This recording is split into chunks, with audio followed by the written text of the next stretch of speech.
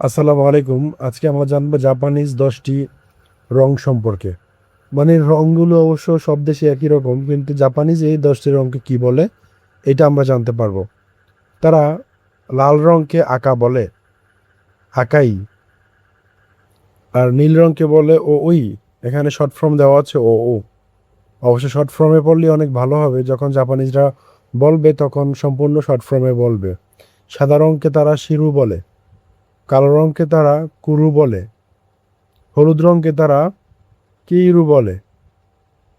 ঠিক আছে, তাহলে প্রথম লাইনটা আমরা আরেকবার পড়ি। কালো রংকে লাল রংকে তারা আকা বলে, লাল রংকে তারা কি বলে? আকা বলে। নীল রংকে তারা কি বলে?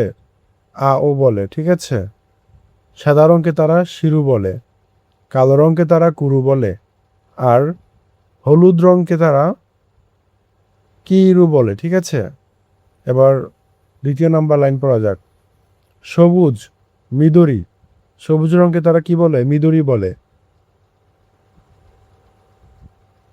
বাদামি রংকে তারা কি বলে? চাইরু। চাইরুকে তারা কি বলে? বাদামি রং বলে। বাদামি রং মানে হচ্ছে চাইরু। মুরাসাকি, মুরাসাকি মানে হচ্ছে বেগুনি রং। মুরাসাকি, মুরাসাকি মানে হচ্ছে কি? বেগুনি রং। মুরাসাকি বেগুনি রং। পিঙ্কু মানে হচ্ছে গোলাপি কালার। পিঙ্ক মানে হচ্ছে গোলাপি। পিঙ্ক মানে কি? গোলাপি। অরেঞ্জি মানে হচ্ছে কমলা কালার। অরেঞ্জি মানে হচ্ছে কমলা কালার। দ্বিতীয় লাইনটা আমরা আরো একবার দেখি। অরেঞ্জি মানে হচ্ছে কি? কমলা কালার। অরেঞ্জি কমলা কালার। পিঙ্কু মানে হচ্ছে কি? গোলাপি। পিঙ্ক মানে হচ্ছে গোলাপি। মুরাসাকি মানে হচ্ছে বেগুনি। মুরাসাকি মানে কি? বেগুনি। চাইরু, চাইরি মানে হচ্ছে বাদামি। চাইরু মানে বাদামি। মিদুরি মানে হচ্ছে সবুজ। সম্পূর্ণ ভিডিওটি দেখার জন্য অসংখ্য ধন্যবাদ। আসসালামু আলাইকুম।